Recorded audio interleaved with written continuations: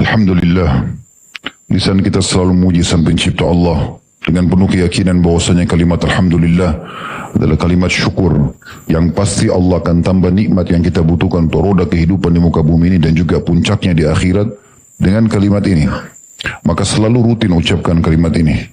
Selanjutnya kita panjatkan salawat dan taslim, kalimat yang mulia dan salam hormat kita kepada utusan Allah Nabi besar Muhammad sallallahu alaihi wa ala alihi wa sahbihi wasallam sebagaimana Allah telah perintahkan kita untuk mengucapkannya.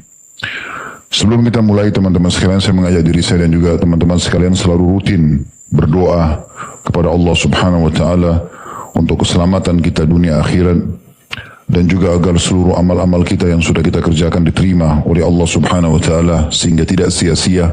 Karena setiap kesempatan beramal yang sudah berlalu tidak bisa diulangi. Serta juga pelanggaran-pelanggaran yang pernah dilakukan semoga Allah maafkan dan Allah tutupi di dunia dan juga di akhirat. Dan selalu lowongkan waktu untuk mendoakan agar negara kita menjadi negara yang aman, tentram. Selalu Allah berikan taufik para pemimpin agar mereka bisa menjalankan tugasnya dengan baik, menjaga keamanan dan ketentraman negara, dan semoga semua permasalahan yang sedang menimpa negara kita dari banjir, gempa, dan apapun ujiannya diangkat oleh Allah Subhanahu wa taala.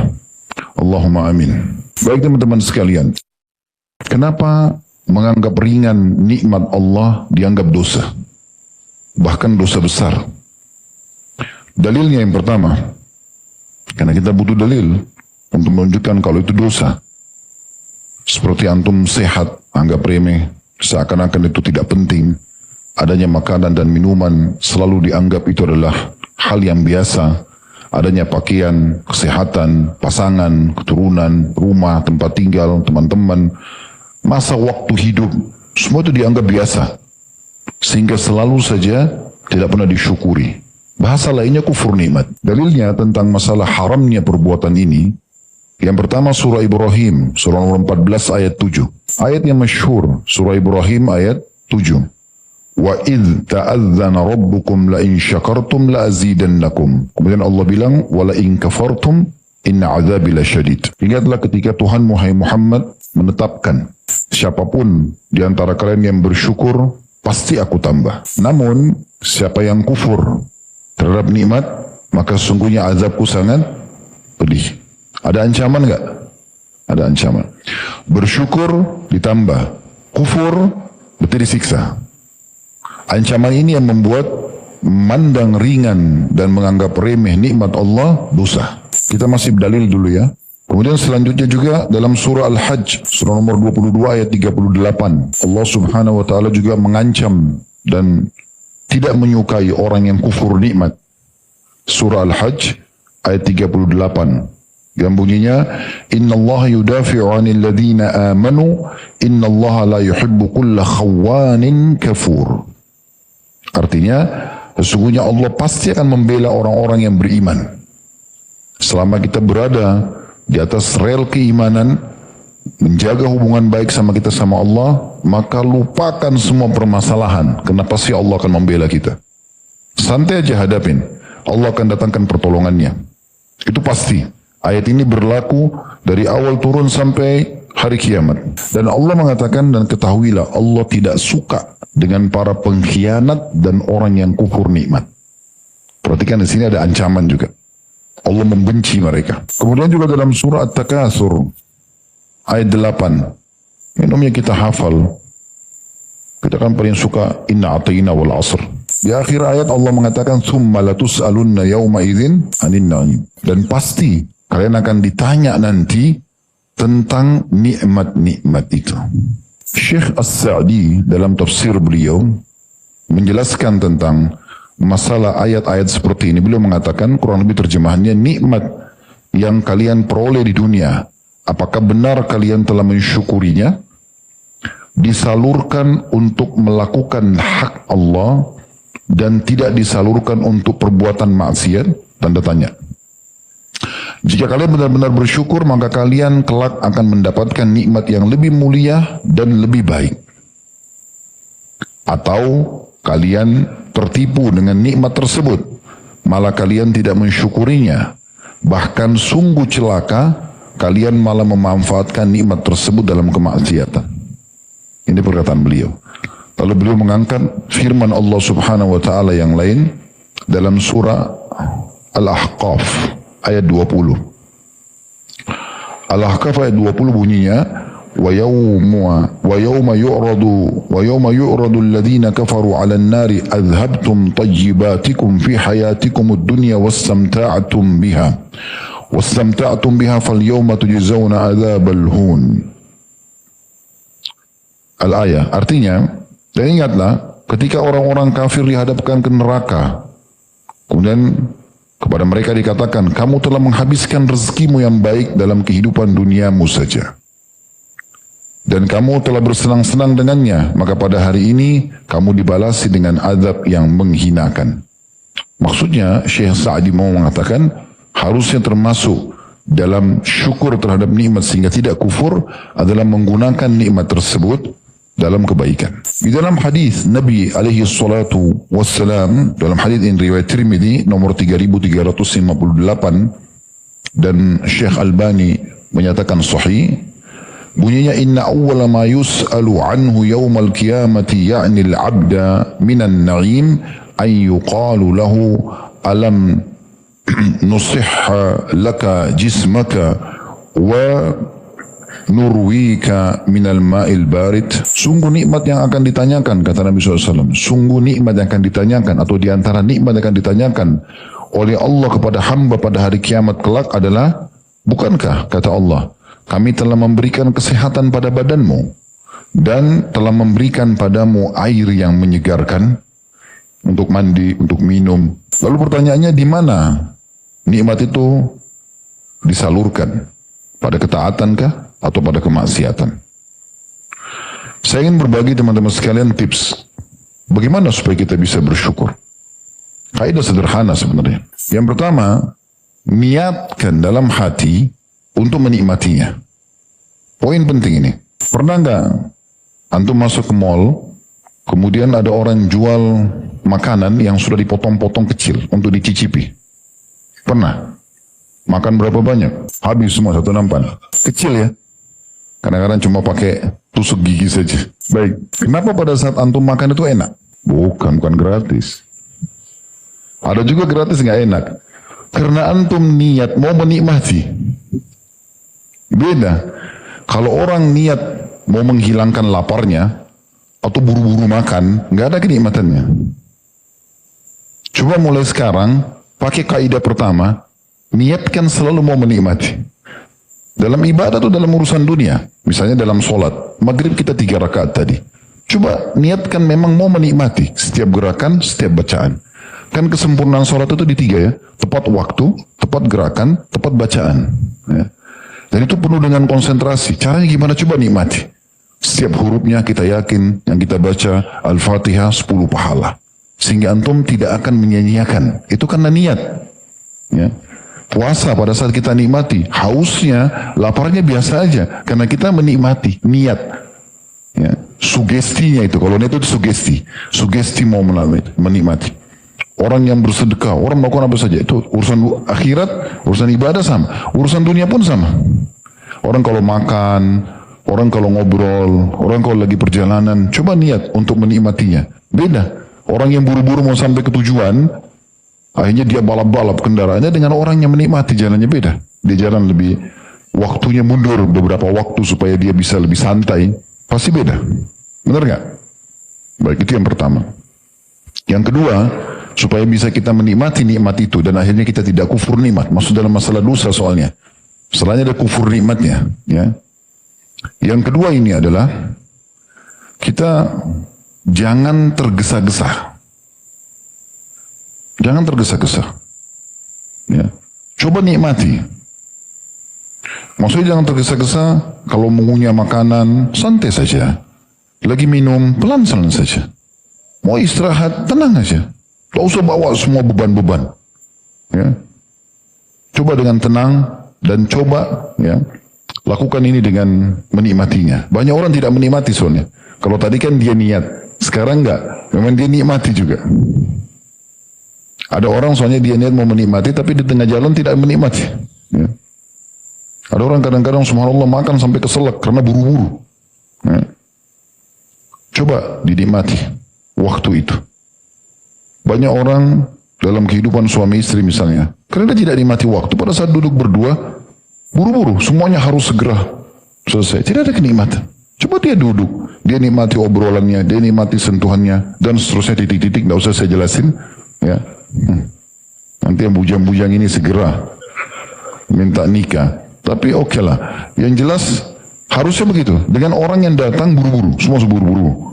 Saya capek, saya letih. Ayo mana makanan? Buru-buru mau dihabisin. Buru-buru biologis, buru-buru kamar mandi. Apa ini? Apa yang dikejar? Gitu kan? Tidak ada sesuatu yang dikejar. Sama dengan orang yang balap-balap, bawa mobil, bawa motor, ribut, kenal potnya, ganggu orang. Saya berapa kali lihat begitu ada orang buru-buru, ternyata pasti lampu merah ketemu juga sama saya. Oh ini tadi yang ribut, yang balap-balap.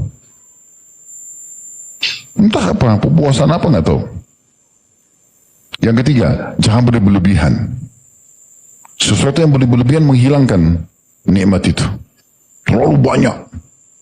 Ambil sedikit. Kenapa Nabi SAW bilang kepada Salama? Salama itu anaknya istri beliau. Anaknya Ummu Salama. Waktu lagi makan bersama-sama beliau mengatakan, ya gulam, semillah. Hai anak kecil, waktu sudah mau makan, sudah dihidangkan. Peringatan Nabi pertama, baca bismillah. Wa kul biyaminik. Makan dengan tangan kananmu. Wakul mimma yalik. Dan makan apa yang dihidangkan di hadapanmu. Nah ini apa yang dihidangkan di hadapanmu, maksudnya supaya jangan kelihatan tamak. Ambil sana, ambil sini, numpuk-numpuk. Ada orang biasa piringnya seperti gunung. Tidak tahu untuk apa itu. Apa yang mau dikejar? Kadang-kadang diundang di acara orang, mungkin pemilik rumah sudah hitung tuh potongan tempe, potongan empalnya, sudah dihitung. Dia ambil 3, 4, 5. Yang lain mungkin tamu nggak dapat. Tamak, belum tentu juga habis. Kan? Sesuatu yang berlebihan tidak ada gunanya. Coba kalau sesuai dengan porsi kebutuhan. Kalau masih lapar nanti tambah, tidak apa-apa. Baju kalau 1 lembar masih bagus. 2 lembar baju kaos sama kemeja oke lah. Tapi kalau sudah 3 lembar, 5 lembar, bagus gak? Gak bagus, berlebihan. Ya.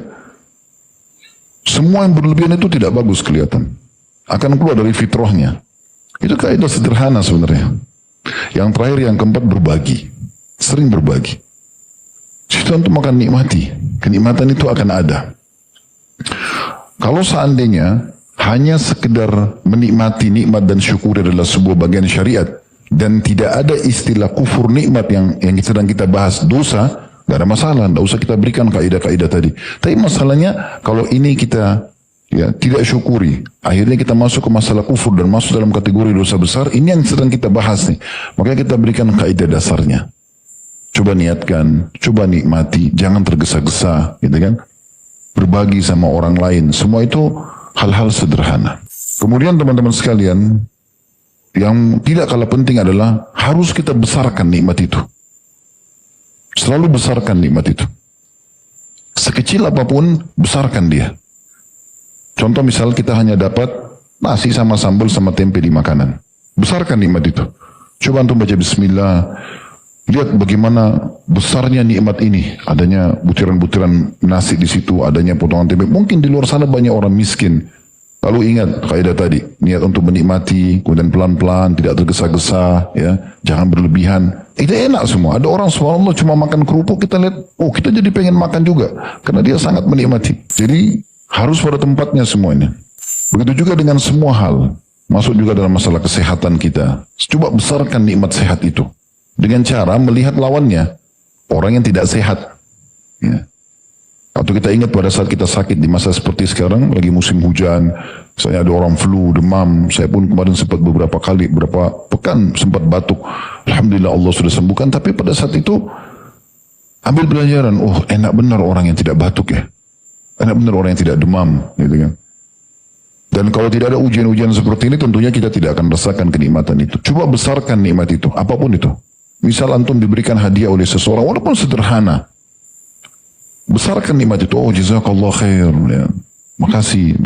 Betul-betul tunjukkan pada orang itu kita merasa nikmat ini besar. Karena memang masih banyak orang yang terharamkan dari nikmat itu.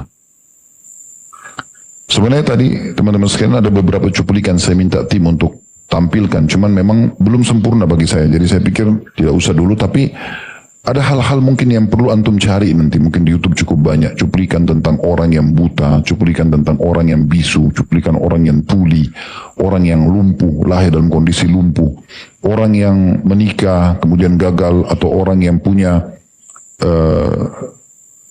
pasangan suami istri tidak punya anak, orang yang punya anak tapi mungkin cacat lahirnya. Kita lihat poin-poin ini tujuannya untuk supaya kita tahu nikmat Allah terlalu besar kepada kita, terlalu besar.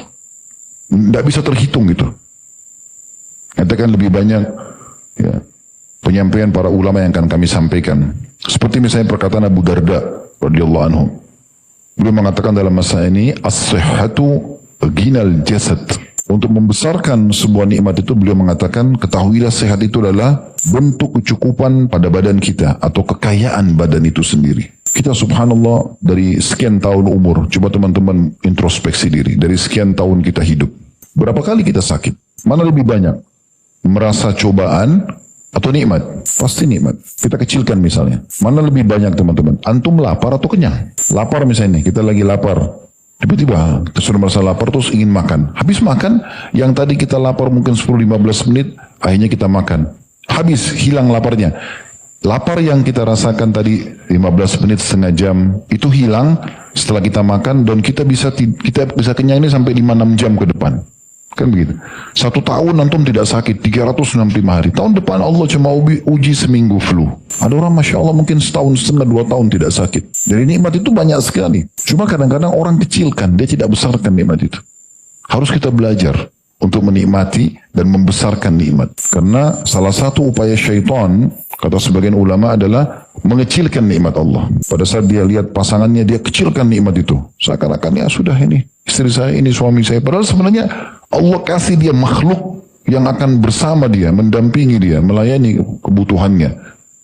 Setiap detiknya harus dinikmati dan disyukuri. Makanan yang kita makan, bisanya lidah kita ya membedakan, memberikan cita rasa.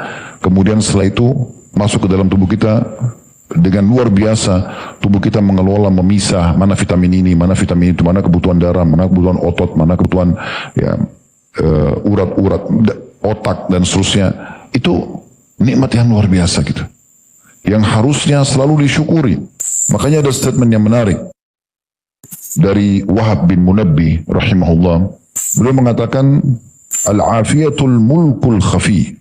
Sehat itu bagikan kerajaan yang tersembunyi.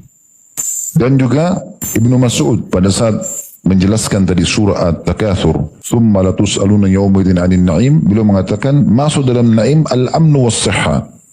Termasuk dalam nikmat adalah rasa aman dan sehat. Coba bayangkan teman-teman, berapa banyak negara sekarang mereka bangun pagi itu sudah dengar suara peluru, bom sana sini. Di Palestina orang tidak aman, di Syria orang tidak aman. Banyak di negara-negara yang lain. Antum Masya Allah bangun tidur, ada nasi uduk, ada lontong sayur, ada ini gorengan, lengkap semua. Udara segar, negara aman, caci maki pemerintah, caci maki ini. Semua orang salah depan mata dia, dia yang paling hebat. Ini ajaib ini orang ini. Banyak di negara kita begini. Semua orang salah. Ya.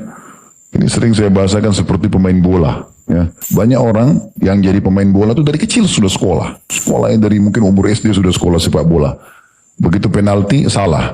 Yang nonton bilang apa? Bodoh. Padahal kalau dia masuk belum tentu dia bisa masukin tendangannya kan. Itu banyak orang begitu. Oh, caci maki pemimpin, caci maki atasannya, caci maki orang tuanya, caci maki teman-temannya. Seakan-akan semuanya orang salah, dia yang paling hebat. Padahal belum tentu dia bisa kerjakan. Ya. Maka hati-hati, keamanan yang ada sebuah nikmat, jangan kufur. Alhamdulillah, itu harus kita syukuri. Gitu kan? Itu juga dengan kesehatan tadi, selalu syukuri. Sampai sebagian juga ulama salaf, seperti Bakr al-Mazini, radhiyallahu rahimahullah, beliau mengatakan, "Ya bna Adam, wahai anak Adam." Bakar ini berkata, "In aradta an ta'lama qadra ma an'ama Allahu 'alaik faghammid 'ainaik." Wahai anak Adam, kalau kau benar-benar mau tahu kadar nikmat Allah, mulai dari hal yang paling sederhana yang bisa kamu lakukan, yaitu coba pejamkan matamu. Coba pejamkan mata, bayangkan seperti ini keadaan kita. Tidak bisa tahu siapa yang di depan kita, tidak bisa tahu apa yang berbahaya, lubang kah, batu kah. Kita kalau mau jalan meraba-raba. Setiap hari kita gunakan mata kita. Berapa belas tahun dan bulan tahun kita gunakan mata. Bisa kita lihat segala macam hal. Itu nikmat yang luar biasa. Itu saja sudah sulit untuk kita, ya, untuk dibahas gitu. Saya pernah dapatkan sebuah athar bahwasanya ada seseorang dari umat sebelum kita, dia beribadah kepada Allah ratusan tahun di sebuah pulau. Pada saat dia wafat, maka Allah Subhanahu wa taala mengatakan kepada para malaikat, masukkan hambaku ini ke dalam surga karena rahmatku. Lalu dia mengatakan, ya Allah, amalku. Karena dia rasa dia ratusan tahun beribadah. Kata Allah Subhanahu wa taala, masukkan dia ke dalam surga karena rahmatku. Dia mengatakan, amalku ya Allah. Maka Allah Subhanahu wa taala mengatakan, karena orang ini tetap ngotot, ya, coba timbang semua ibadah yang pernah dia kerjakan sama nikmat matanya saja. Waktu ditimbang semuanya ibadahnya itu jadi ringan dibandingkan nikmat mata. Karena tanpa mata dia tidak bisa maksimal dalam ibadah. Apalagi nikmat yang lain. Kalau kita bicara masalah pendengaran, banyak sekali orang yang tuli, harus pakai alat pendengaran. Kita bisa dengar orang ucapin apa. Ya. Begitu juga dengan lisan, mungkin banyak orang bisu. Kita masih bisa berbicara, mengucapkan apa yang kita inginkan. Ini besarkan nikmat ini teman-teman, terlalu banyak. Hidung kita bisa membedakan mana bau wangi, bau busuk seketika. Bahkan pembuluh-pembuluh darah kita ini bisa mengalirkan darah dengan baik. Itu luar biasa nikmatnya. Sebagian athar disebutkan, dinukil dalam kitab Jami' Ulum wal Hikam, sebagian athar, ya, riwayat-riwayat ada yang menyebutkan tapi tidak disebutkan perkataan siapa. Kam min ni'matin lillahi fi 'irqi sakin. Betapa banyak nikmat Allah terdapat pada pembuluh-pembuluh darah kita. Itu luar biasa nikmat Allah Subhanahu wa taala. Ibnu Rajab berkata, "Lakin nikmatullahi ala 'abdihi bi hidayatihi li syukri ni'amihi bil hamdi 'alaiha afdal min ni'amihi dunyawiyyah ala 'abdihi." Cuma memang kalau kita besarkan semua nikmat-nikmat yang ada, makanan, minuman, pakaian, kesehatan, pasangan, keturunan, pekerjaan, apa sajalah, termasuk waktu, umur, segala macam, beliau mengatakan semua itu nikmat. Tetapi yang perlu digarisbawahi adalah kalau nikmat Allah itu memuncak pada seorang hamba bihidayah atau petunjuk yang Allah berikan agar dia bisa bersyukur. Jadi yang sedang kita bahas itu sebenarnya bagaimana mensyukuri nikmat dan jangan kufur. Kalau antum bisa tersentuh di situ dan berpikir, oh iya, nikmat Allah saya harus banyak syukur ini, maka itu adalah nikmat terbesar sendiri, kata Ibnu Rajab rahimahullah. Karena banyak orang tidak bersyukur.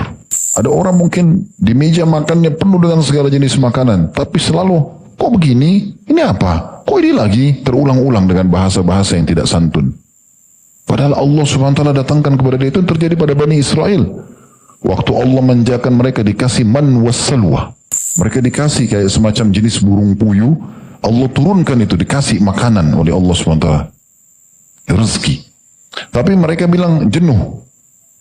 Mereka minta kepada Nabi Musa, minta bawang putih, bawang merah, minta apalah. Kata Nabi Musa, kalian mau meninggalkan nikmat yang besar kepada nikmat yang kecil? Ngapain? Sudah jadi, tinggal makan dari langit Allah turunkan. Enggak, kufur nikmat. Allah hapus, hilangkan. Allah kasih mereka apa yang mereka mau. Jadi harusnya kita fahami masalah itu. Kalau kita mendapatkan hidayah bisa bersyukur, kata beliau, afdal min ni'amihi dunyawiyya ala abdi. Lebih besar daripada nikmat dunia yang Allah karunia kepada seorang hamba. Fa inna ni'amid dunya illam yaktarin biha syukur. Karena nikmat dunia jika tidak dikaitkan dengan syukur maka malah jadi musibah. Ibnu Hazm berkata, nah ini semua masih dalam kitab Jami' Ulum wal Hikam, karena di situ banyak sekali perkataan-perkataan kaum salaf yang penuh dengan hikmah, ilmu-ilmu yang bermanfaat. Ibnu Hazm mengatakan, Ibnu Hazm ini ulama di Spanyol dulu ya. Beliau mengatakan, kullu ni'matin la tuqarribu minallahi azza wa jalla fahiya baliyah. Setiap nikmat yang tidak digunakan untuk mendekatkan diri kepada Allah, tidak bersyukur, tidak malah ibadah, maka itu adalah sebuah musibah. Sebuah musibah.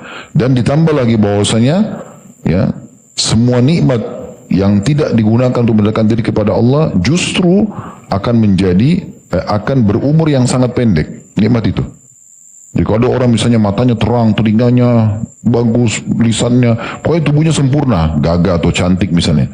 Kemudian dia gunakan itu pada kemaksiatan kepada Allah, maka pastikan umurnya akan pendek. Maksudnya umur nikmat itu. Kalau dia ada ajalnya. Tapi nikmat itu akan diangkat oleh Allah subhanahu wa ta'ala. Tampan dan cantiknya akan hilang itu. Dengan cara Allah subhanahu wa ta'ala. Allah datangkan musibah, tabrakan, kebakaran, ini, gangguan orang, berantem, dan segala macam hal. Jadi banyak. Tapi sebaliknya, orang-orang yang menjaga nikmat-nikmat itu di atas ketaatan kepada Allah, Allah akan berikan karunia yang luar biasa. Sebagian salaf itu, sampai mata mereka di akhir umur pun, ya sampai umur puluhan tahun, 80 tahun, masih terang. Suara mereka masih lantang, fisik mereka masih sehat.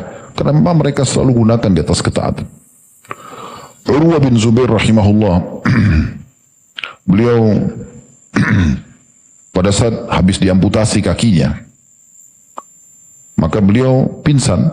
Karena masa itu pernah saya ceritakan kisah itu kalau masih ingat, tapi sebelum pandemi saya ingatkan kembali. Pada masa itu, kalau orang habis diamputasi kakinya karena kena penyakit dan itu akan menular ke seluruh tubuh kalau tidak dipotong, maka tidak ada obat bius, nggak ada juga cara untuk memberhentikan darah kecuali harus dicelupkan kaki atau luka itu di minyak panas. Maka didatangkan minyak panas, dicelupin kakinya itu. Sampai beliau pingsan pada saat itu. Waktu beliau bangun, sudah dibalut luka kakinya, maka beliau bilang sama orang-orang di sekitarnya, mana telapak kaki saya itu? Dikasih. Orang semua heran, kenapa dia minta telapak kakinya? Lalu dia pegang telapak kaki dengan tangan kanannya. Dia mengatakan, Alhamdulillah yang telah memudahkan aku selama 40 tahun engkau diamanahkan pada tubuhku, tidak pernah aku melangkah ke tempat maksiat. Mereka gunakan untuk ketaatan, nikmat itu. Bukan digunakan untuk berdosa gitu. Kemudian juga Nabi SAW dalam sebuah riwayat, pernah beliau keluar, riwayat Bukhari, keluar satu hari lapar, Nabi SAW lapar, di rumah tidak ada makanan, beliau keluar. Kemudian beliau lewat di depan rumahnya Abu Bakar pas keluar. Di siang hari. Maka Nabi SAW mengatakan, ada apa? Hai Abu Bakar engkau keluar? Dia bilang, ya Rasulullah lapar. Gak ada makanan siap. Kata Nabi SAW, aku pun keluar karena itu. Jalanlah berdua. Lewat depan rumahnya Umar juga kebetulan keluar. Kata Nabi SAW, kenapa kau keluar hai Umar? Lapar ya Rasulullah. Kata Nabi SAW, kami juga keluar berdua karena itu. Ikutlah, ikut. Lalu mendatangi rumah seorang sahabat dari Ansar yang kebetulan lagi tidak ada di rumahnya. Lalu Nabi SAW ucapkan salam di situ. Setelah diucapkan salam, dijawab oleh istrinya, pemilik rumah. Setelah itu dia mengatakan, suami saya lagi pergi. Maka silakan. Sungguh mulia rumah ini didatangi oleh tamu seperti anda ya Rasulullah. Maka Nabi SAW duduk di tempat yang disediakan di depan rumah, ada teras terbuka untuk tamu gitu. Sampai akhirnya pemilik rumah datang. Si laki-laki datang, pemilik rumah. Langsung dia ceria, menyambut Nabi SAW ini berita gembira, tiba-tiba Nabi bertamu ke rumahnya. Maka dia langsung tahu, ini waktu makan siang, tanpa Nabi SAW bicara. Dan salah satu sifat orang mukmin karam. Karam itu suka, dermawan. Ya. Dan sifat orang mukmin itu kedermawanannya itu melampaui kedermawanan normalnya orang gitu. Kalau antum sedang santai terus ada orang datang minta lalu antum kasih, itu biasa, normal itu. Orang minta ya kita kasih. Tapi kalau sudah sampai pada tingkat antum keluar mencari, memberi tanpa diminta, nah itu orang yang luar biasa. Nah itu sifat yang mulia itu dalam masalah, itu level tertinggi dalam bab karam atau kemuliaan, ya, atau kedermawanan.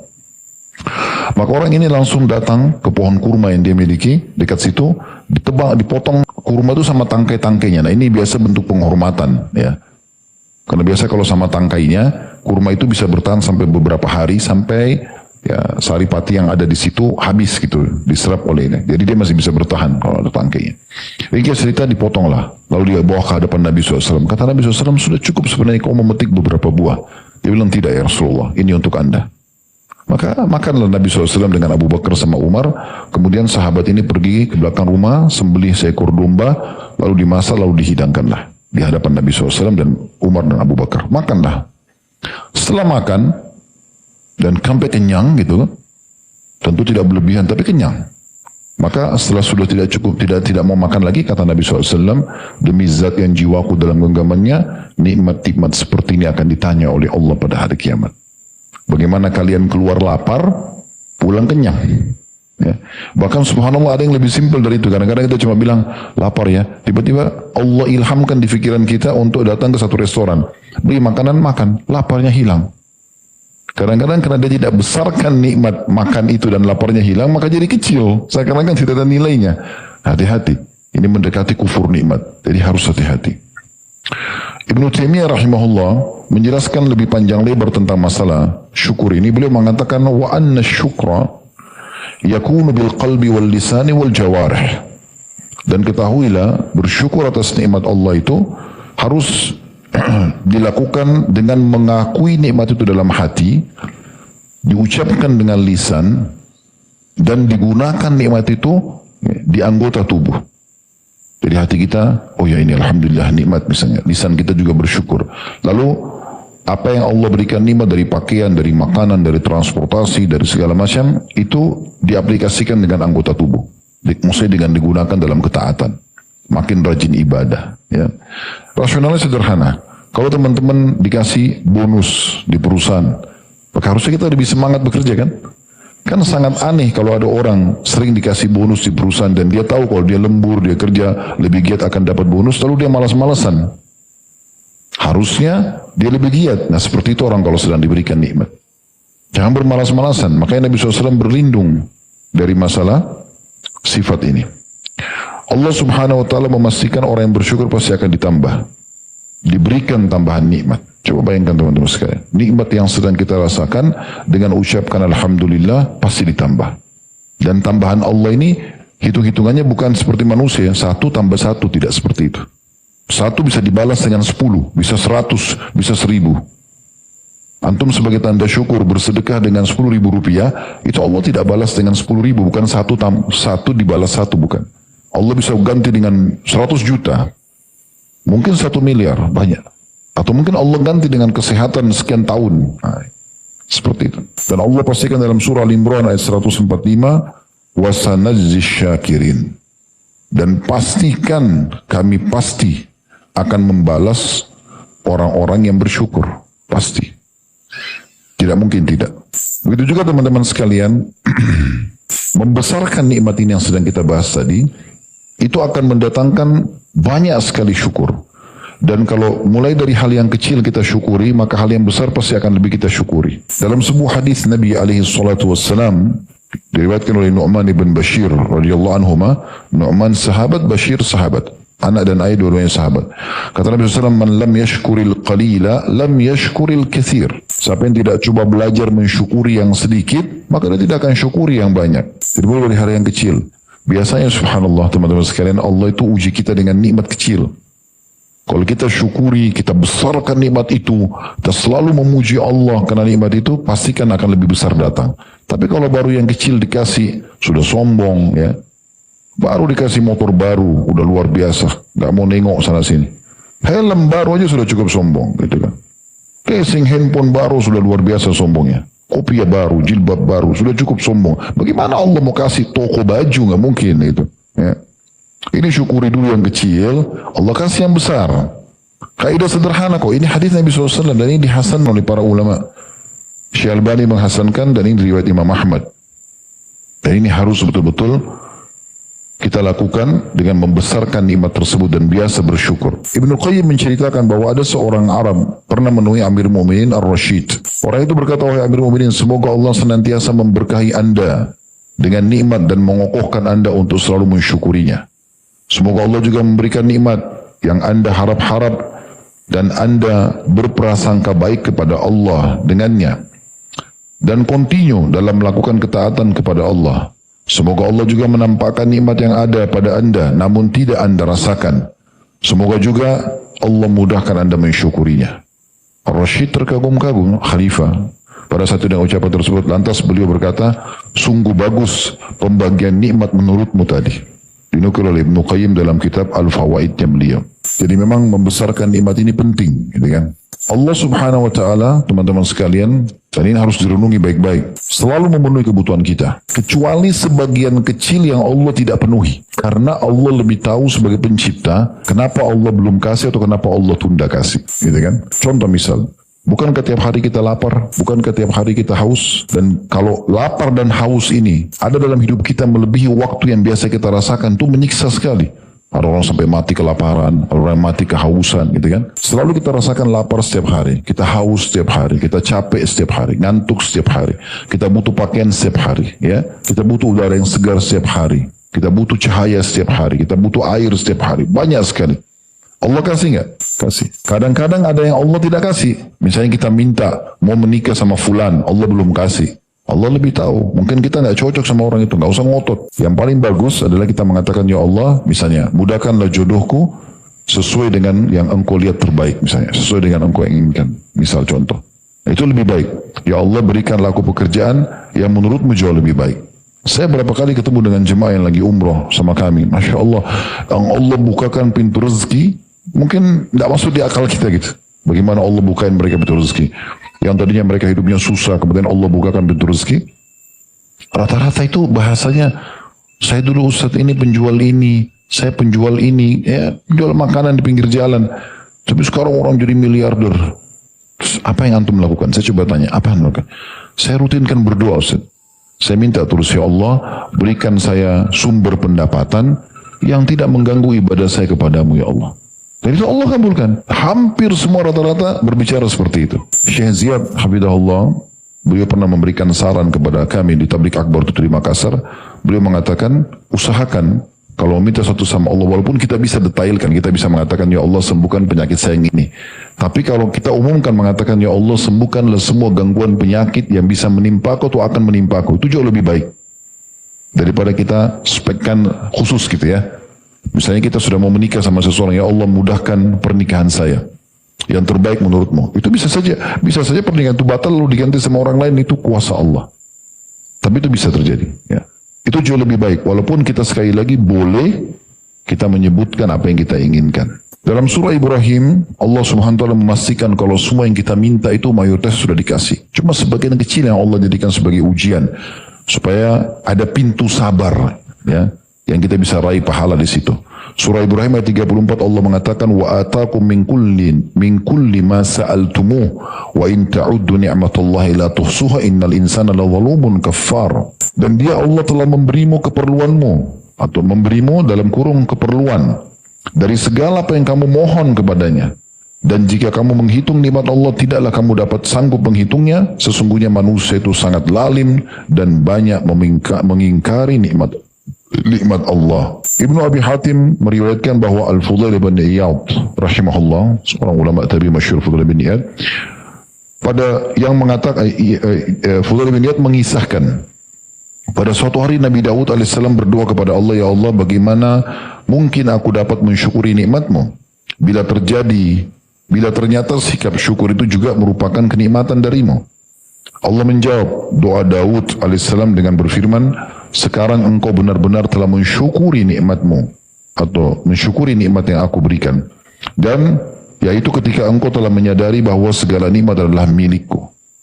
Maksudnya kalau mau sampai pada puncak syukur yang paling tinggi dan kita rutin bersyukur, kita harus menyadari nikmat itu dari Allah Subhanahu wa taala, dan kita tahu hanya Dia yang bisa memberikan dan hanya Dia juga yang bisa menambahkan, dan Dia juga bisa mengangkatnya. Sering saya ucapkan contoh ini, kalau kita lagi sehat, yang ciptakan kita Allah, yang ciptakan kesehatan Allah, yang bisa pertahankan Allah. Kalau kita lagi sakit, yang ciptakan kita Allah, yang ciptakan penyakit Allah, yang bisa menghilangkannya hanya. Lalu kenapa bergantung pada selain Allah?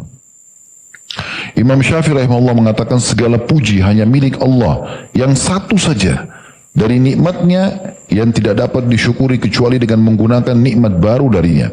Dengan demikian nikmat baru tersebut pun harus disyukuri kembali. Demikian seterusnya. Maksudnya supaya kita bisa menambahkan nikmat lagi setelahnya, harus syukuri dulu ini. Pindah ke nikmat ini. Ini disyukuri, pindah lagi ke nikmat seterusnya. Kalau sekarang antum bisa Allah kasih makanan dan memuaskan satu piring nasi, tempe, sayur, alhamdulillah akan membuat datang nikmat yang berbeda. Lauknya akan bertambah. Menunya akan berbeda. Cita rasanya akan meningkat. Begitu terus. Begitu terus. Syukuri. Kadang-kadang teman-teman karena sudah terlalu lama nikmat itu sama kita, sering tiap hari kita rasakan, jadi kita kecilkan. Nah ini yang bahaya. Ya.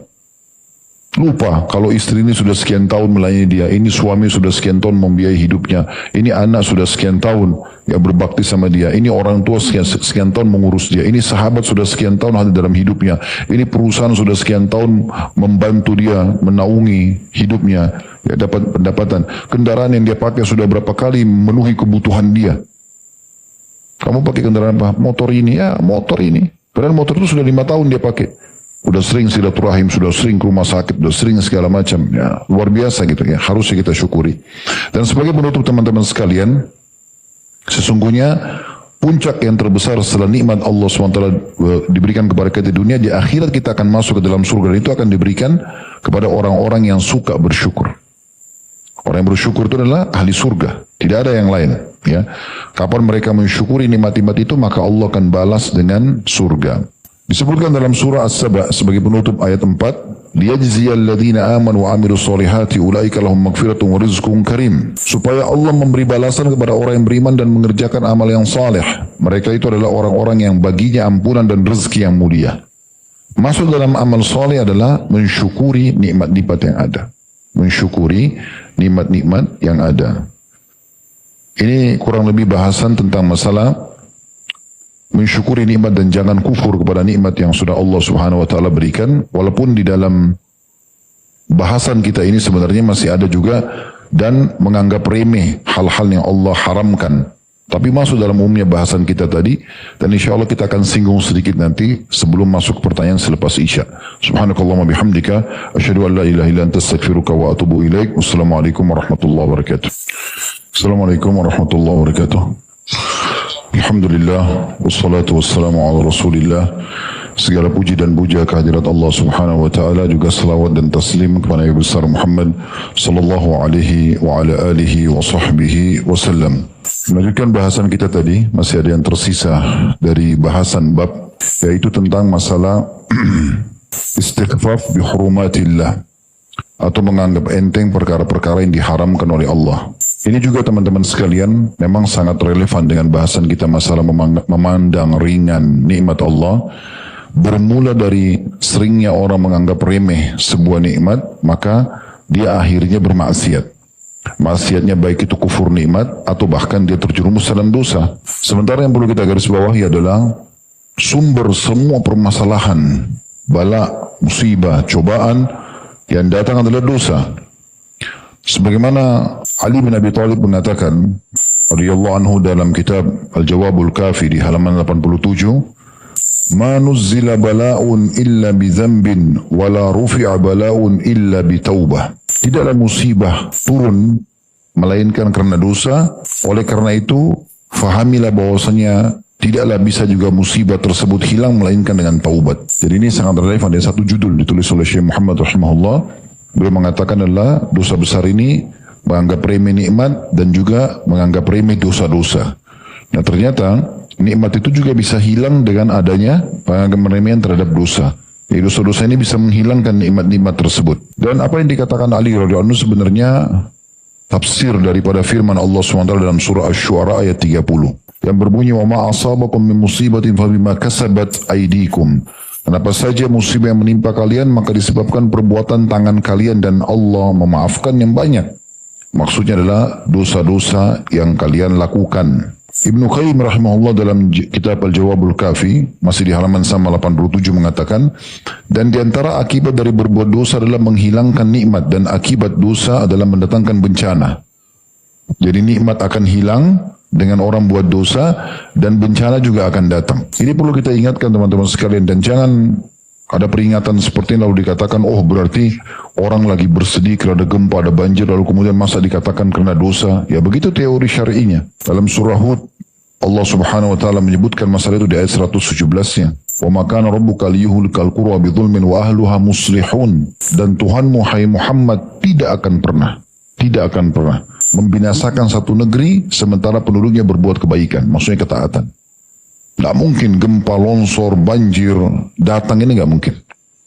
Baik itu secara umum ataupun secara individual. Nggak mungkin datang masalah-masalah besar kecuali memang karena ada dosa yang dilakukan.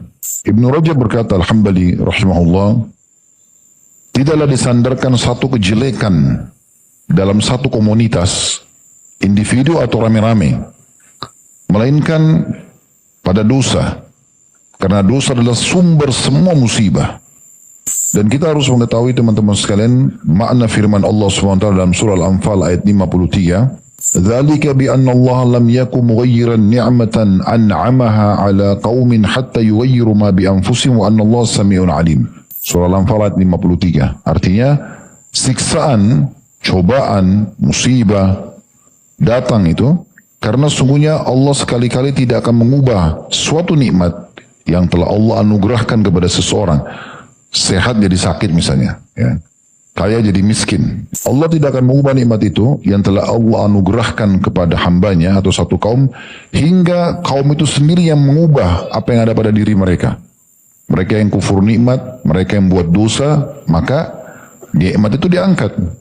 Dan sungguhnya Allah maha mendengar lagi maha mengetahui. Jadi tidak mungkin nikmat yang sedang kita rasakan selama kita syukuri, selama kita gunakan di atas ketaatan Allah angkat, tidak mungkin. Sampai kita wafat. Tapi kapan kita nodai dengan kufur nikmat dan kita buat maksiat maka diangkat. Itu sederhananya. Kok dulu saya sehat, sekarang saya sakit. Dulu saya sehat, sekarang saya stroke. Dulu saya kaya, sekarang saya miskin. Dulu saya terkenal, sekarang saya sudah dikucilkan. Semua itu karena dosa, tidak ada yang lain. Selama kita menjaga nikmat tersebut di atas ketaatan kepada Allah Azza wa Jalla, pasti Allah Subhanahu wa Ta'ala akan juga mempertahankan nikmat itu.